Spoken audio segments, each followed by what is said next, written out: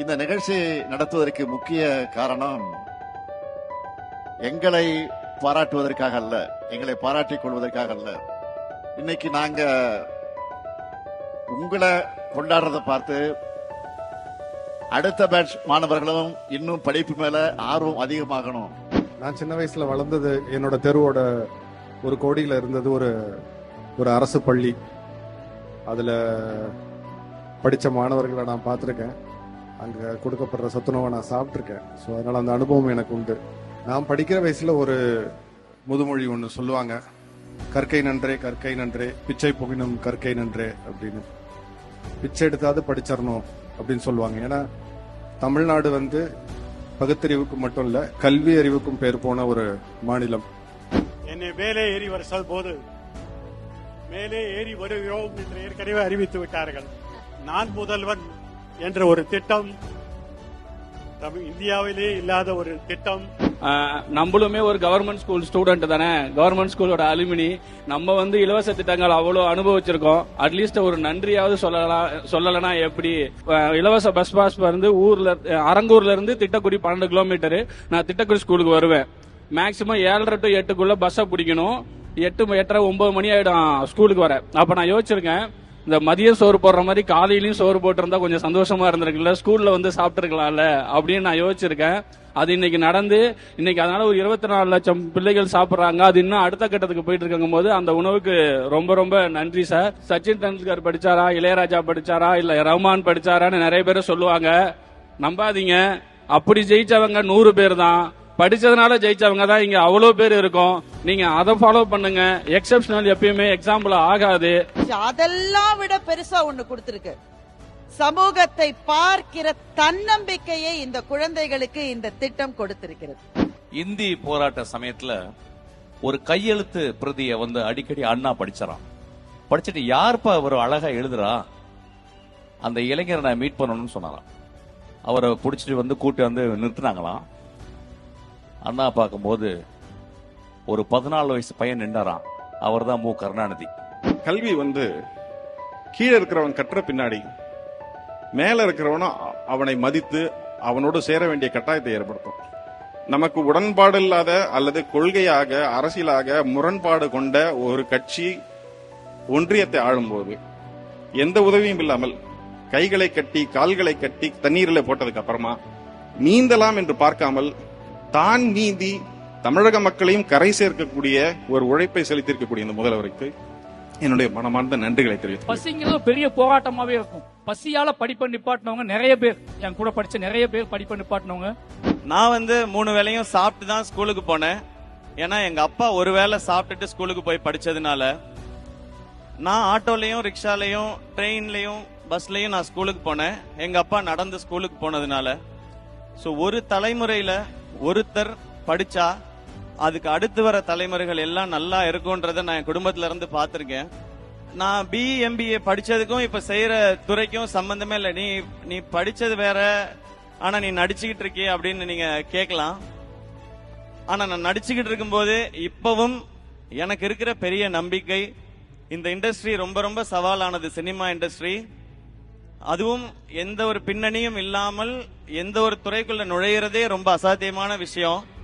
அப்படி அந்த துறைக்குள்ள நுழைஞ்சு அங்க சவால் வரும்பொழுதெல்லாம் எனக்கு இருக்கிற ஒரே தைரியம், என்கிட்ட 2 டிகிரி இருக்கு, இங்க இருந்து அமிச்சிட்டீங்கன்னா நான் ஏதாவது ஒரு வேலை செஞ்சாலும் என்னால பொழைச்சிக்க முடியும் அப்படின்றதுதான். இங்க இருக்கிற அத்தனை பேருக்கும் ஒன்னு சொல்லிக்கணும்னு தான் நினைக்கிறேன். உங்க எல்லாராலையும் இப்ப நீங்க என்ன செய்துட்டு இருக்கீங்களோ அதை தாண்டி ஒன்னு செய்ய முடியும். அது எதை வச்சு சொல்ற அப்படின்னு கேட்டீங்கன்னா, என்னாலே முடியும் போது உங்களால இன்னும் நிறைய முடியும். ஒரு அரசாங்கம் திட்டம் கொண்டு வரும்போது அந்த திட்டம் ஒரு குடும்பத்தை எப்படி மாத்துது, ஒரு தலைமுறை மட்டும் இல்ல 7 தலைமுறைக்கும் அது எப்படி பாதுகாப்பாக இருக்க போகுதுங்கிறத முடிவு செய்கிறவர் எங்களுடைய மாண்பு தமிழ்நாட்டுடைய முதலமைச்சர். அந்த பயனாளிகளை பார்க்கும்போது எங்களை அறியாமல், ஏன்னா அது எங்க பிள்ளைங்களாம் அப்படி சாதிக்கிறாங்களே அப்படின்னு பார்க்கும்போது எங்க அவ்வளவு ஒரு மகிழ்ச்சியாக இருந்தது. மேபி அது ஆனந்த கண்ணீரா கூட இருக்கலாம். அது கல்வி நம்ம எல்லாருக்கும் எவ்வளவு முக்கியம்னு சொல்லி தெரிய வேண்டியதில்லை.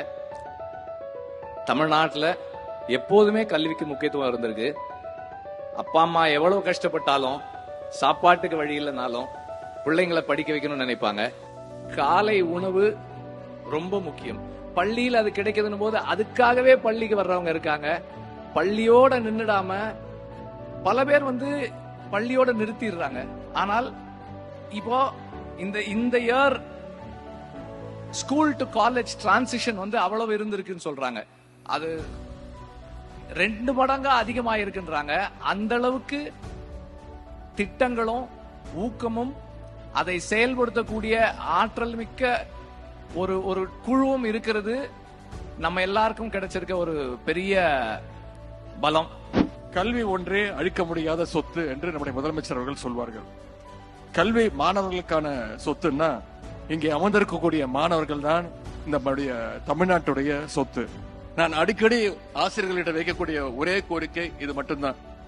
மேக்ஸ் டீச்சர்ஸ், சயின்ஸ் டீச்சர்ஸ் எங்களுடைய பிடி பீரியடை கடன் வாங்கி பாடம் நடத்துவதை அறவே தவிர்த்திட வேண்டும் என்று ஒரு விளையாட்டுத்துறை அமைச்சராக, விளையாட்டு வீரர்கள் சார்பாக, ஸ்டூடெண்ட் சார்பாக மீண்டும் என்னுடைய கோரிக்கையை நான் வைக்கின்றேன். காலை உணவு திட்டம், புதுமை பெண் திட்டம், தமிழ் புதல்வன் திட்டம், நான் முதல்வன் போன்ற திட்டங்களை எல்லாம் நம்முடைய முதலமைச்சர் அவர்கள், நம்முடைய திராவிட மாடல் அரசு இன்னைக்கு வழங்கியிருக்கின்றது.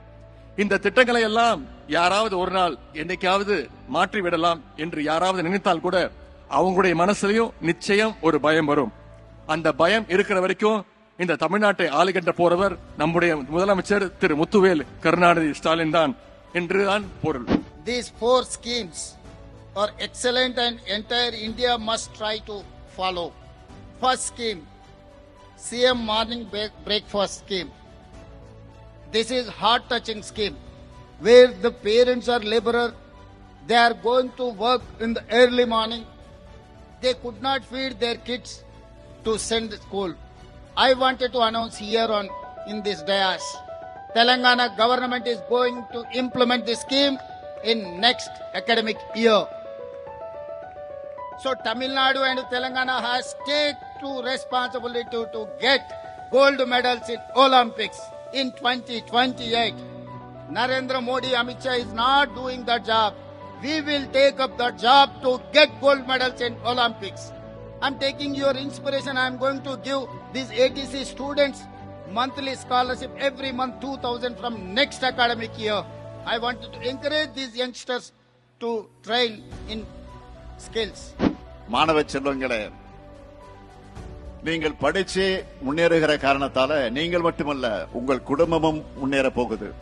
உங்களுடைய அடுத்த தலைமுறைக்கும் நீங்க கொண்டு போறீங்க. எனக்கு அந்த தலைமுறையும் முன்னேற போகுது. குடும்பங்கள் முன்னேறினா மாநிலங்கள் முன்னேறும். மாநிலங்கள் முன்னேறினா நாடு முன்னேறும். ஒருவேளை உணவு தராததாலேயே, மாதம் 1000 ரூபாய் தராததாலேயே என்ன பெரிய மாற்றம் வந்துடுன்னு சிலர் நினைக்கலாம். காலை உணவு திட்டம் அறிமுகமானதிலிருந்து மாணவருடைய வருகை அதிகரிச்சிருக்கு. புதுமை பெண் தமிழ் புதல்வன் திட்டங்கள் செயல்பாட்டுக்கு வந்ததிலிருந்து +2 படிச்ச மாணவர்களை 75 விழுக்காடு மாணவர்கள் உயர்கல்வியில சேர்றாங்க. குறிப்பா பெண்கள் உயர்கல்வியில சேர்வது அதிக அளவு முன்னேற்றம் அடைஞ்சிருக்கு. உலகம் ரொம்ப பெருசு. உங்களுடைய வெற்றி எல்லா திசைகளிலும் எதிரொலிக்கணும். நீங்கள் தொடர்ந்து படிங்க. உங்களுடைய படிப்புக்கு துணையாக உங்களுக்கு வேலைவாய்ப்புகளை உருவாக்க இந்த முத்துவேல் கருணாநிதி இருக்கேன். கல்வியிலே சிறந்த தமிழ்நாடு, கல்வியிலே உயர்ந்த தமிழ்நாடா மாறும், நிச்சயமாக மாற்றுவோம்.